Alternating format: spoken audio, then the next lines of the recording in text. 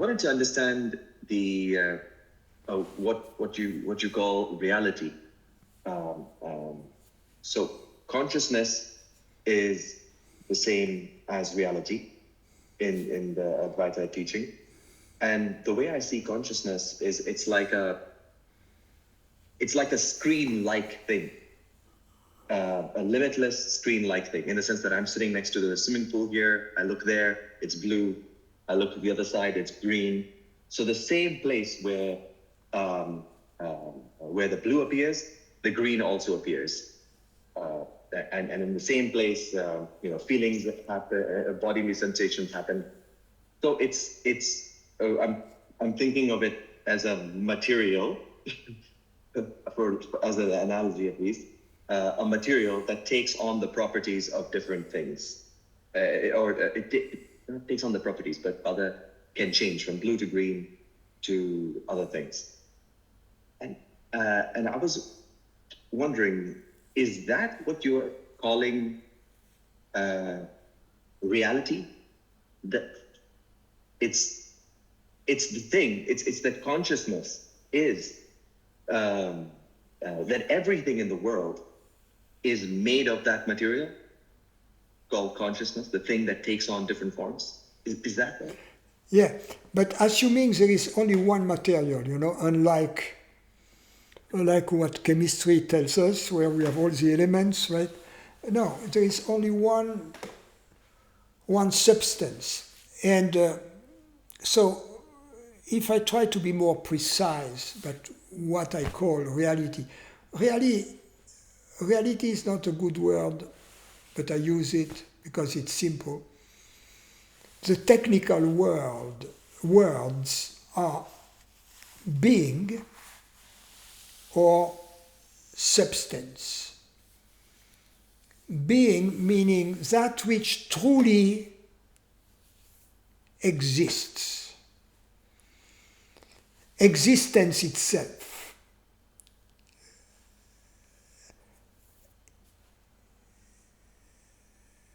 And substance means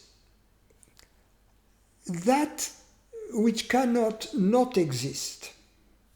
So, if we take what we usually call an object, a physical object, or a subtle object such as a thought or a sensation, a perception, both of them have not always existed, right? Subtle objects and gross objects have come into existence, and at some point we go out of existence, right? So nothing comes out of nothing, right? Before the object appears, there was something that gave birth to this object, right? And when the object disappears, it doesn't really disappear. It goes back to something, it goes back to where it came from, so to speak, right? So, but in order to have objects that appear and disappear, or that come into existence and go out of existence, there is something underlying this that never comes into existence and never goes out of existence. You see? In the Bhagavad Gita, Krishna says somewhere, that which is not never comes into being, and that which is never goes out of being, or something like that. I don't remember exactly, right? So being is that which always is, or substance is the same. That's what I call reality. So, that which exists by itself, for itself, in itself, and therefore is not created by anything else, doesn't come out of anything else. It is cause of itself. That's what I call reality. And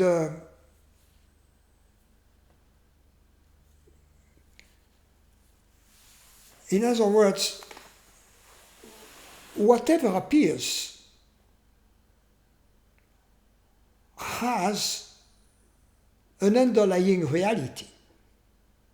Whatever exists, a table or a thought, has an underlying reality or an underlying substance or an underlying being. So, now I refer to our human perceptions, right? Our human perceptions, they have an underlying reality because, why? Because they come and they go. They are impermanent, right? And now, so therefore, they come out of something, they go back to something. What is the underlying reality of the perceptions? Let's say the underlying reality of the thoughts. That's what I call consciousness, right? That's why I define consciousness as the reality which is hearing these words right now. Because the words are being heard, right? And obviously, there is a reality that was there before the words were heard, during the hearing, and after, right? The same, there is, and that's what I call consciousness, right? Now, but I define it as a reality. Why? Because obviously, since something appears, there is an underlying reality, right? Now, the next point, which is in fact the most important, is the understanding that there is only one reality, Advaita. Right? And let's assume there are two realities, right? If they can interact in any fashion or form, they have to be considered to be one single reality. If they interact, they have to be considered, or if they have interacted in the past, or they will, or they can interact in the future, they have to be considered to be one single reality. Now, let's assume there is another reality that has never interacted in the past, that is not interacting in the future, that will never, that is not interacting now, that will never interact in the future. Therefore, that is fully separate from our reality. We don't care. You see? Because to us, it's inexistent, it's absolutely non-existent. Because that which matters is experiential. You see? Would you say that a dreamed world would be an example of a different reality? Well, the dream exists as consciousness, so the reality of the dream is consciousness, right? It's the same. So it's because the dream is made of appearances that are thought-like. So, but the point is to understand, more generally speaking, that if I define reality as that which exists in and by itself, let's assume there are two realities that exist in and by itself that don't depend in any fashion or form of the other, right? They are completely autonomous. We have to consider that there is only one reality for all practical purposes. Now, if we put this understanding that there is only one reality, and the definition of consciousness, or our accepted definition of consciousness, that it is a reality that is hearing these words right now, if there is only one reality, then consciousness has to be this reality. You see? that the path of Advaita as a path to the truth starts with consciousness, you see, and ends up with reality as a discovery that consciousness is universal.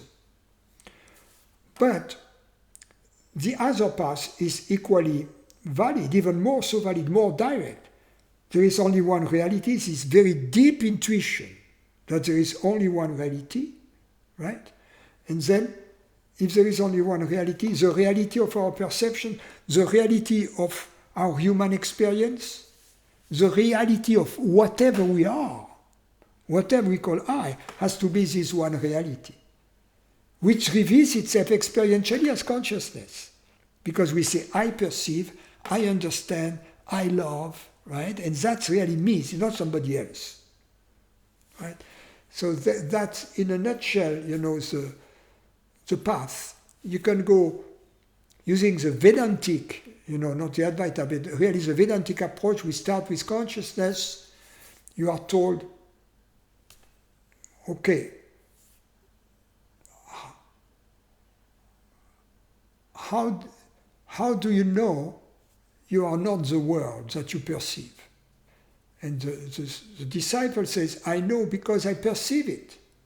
And then the guru says, well, is it not true that you also perceive your thoughts and your bodily sensations? So according to your own definition, you are not your bodily sensation, you are not your thought. The disciple says, yes. Then what are you? You see? You are the knower. Right? You are the knower, you are this consciousness, and that's your reality. You see? And he's led to the experience of consciousness, and there he can see the absence of limits. He has a path, and through this access that has revealed itself, he can ask questions about consciousness. Because now he has an experiential access to it. He has discovered the Advaita channel, a new channel to reality, you see? So that's a pedagogic approach. But the other path is even more direct. If it is clear to you that there is only one reality, or if you investigate, what in a philosophical way, what is reality? Can there be more than one reality, etc.? If you entertain this question, at some point you come, yes, there is only one reality. For instance, for someone who is scientifically trained, especially in the hard sciences, so it's kind of accepted that there is only one reality, that we study the laws of what we call reality. The problem is that in science, we have arbitrarily defined the scope of what we call reality. And the scope of what we call reality in physics and science is phenomena, phenomenal experience that can be shared by all. In other words, dreams, thoughts, bodily sensations, because they don't belong to the shareable aspect of our experience, they are not considered to be part of the reality we study. The reality we study is the part that can be shared, whatever can be truly shared. The color of an object, the shape of an object, the presence or absence of an object, etc. All of that defined. So, whereas a more extensive definition of reality is all that is perceived and perception itself, the totality. And so it's a non-scientific, it's an extension.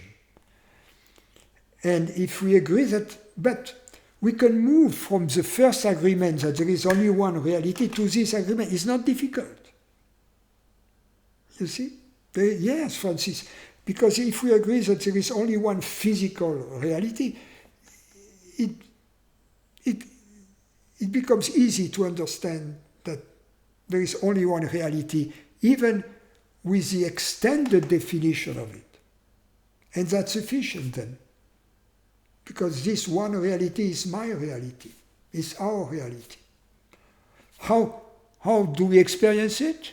We think a little bit, and the conclusion it must be consciousness, because that's the only viable candidate. For the following reason is that the reality of a thing has to be always present when the thing is present. You see, the reality of a golden ring or of a clay pot is always present when the gold is always present, when the ring is present, the clay is always present when the pot is present. The opposite is not true, right? Gold can be present without the ring. But the other way around, there is a kind of hierarchical direction. You know, Krishna says in the Bhagavad Gita, the beings has their roots on me. I don't have my roots in them, right? That there is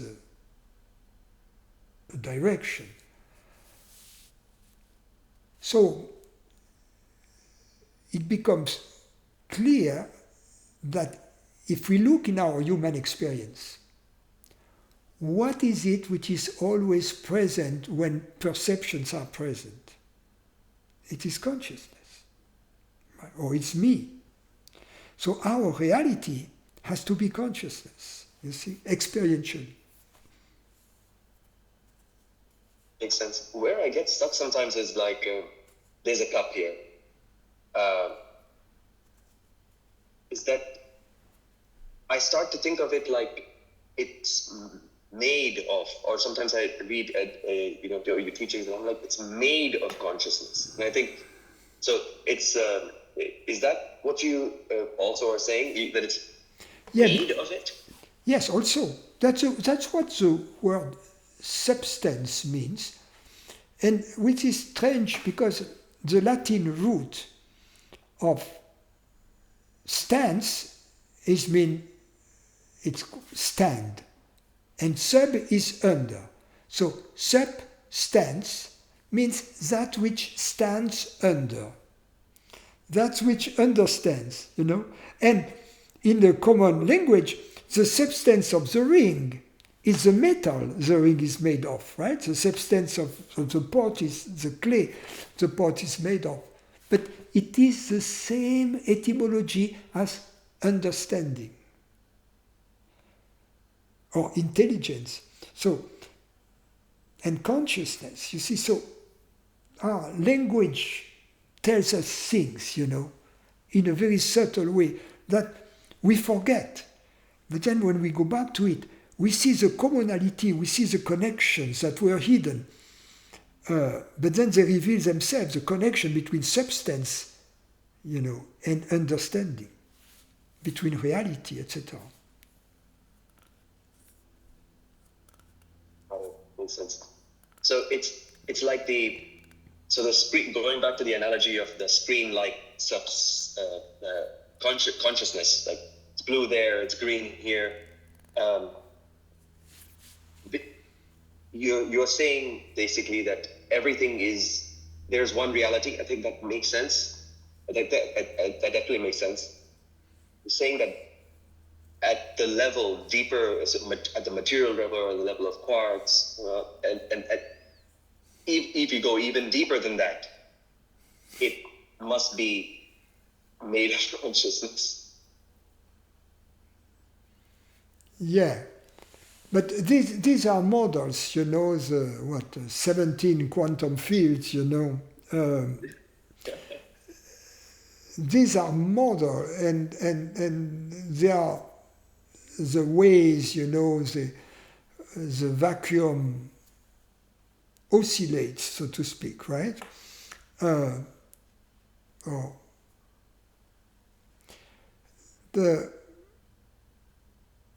It's interesting because it gives us an image of creation and annihilation out of some emptiness, right? That that what we see, what we touch, in fact is less important than the emptiness out of which it arises, which is its underlying reality, its underlying substance. However, 17 quantum fields is a little too many for non-duality.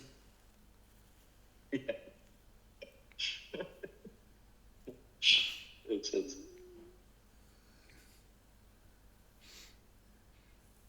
You know,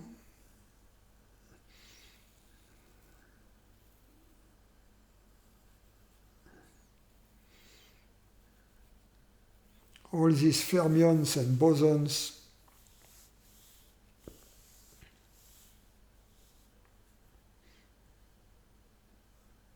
I should start to think of it more not like made of, but reality. yeah, because yes, exactly. Direct my mind. Because made of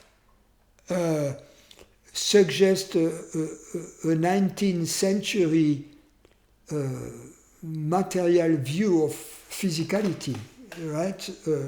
Physicality made of clay, right? Or of whereas a more modern view, there is no such a it's a different, very different view.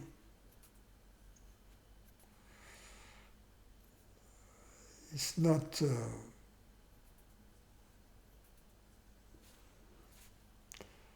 Well, the last edition is quantum field, as I know, the standard model, and it's a work in progress. So